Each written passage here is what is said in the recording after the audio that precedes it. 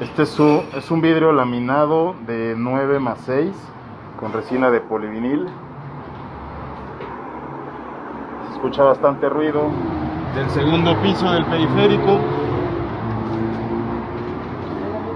Con solo emparejar se cancela bastante, y al girar la manija, el herraje perimetral ya no se escucha nada.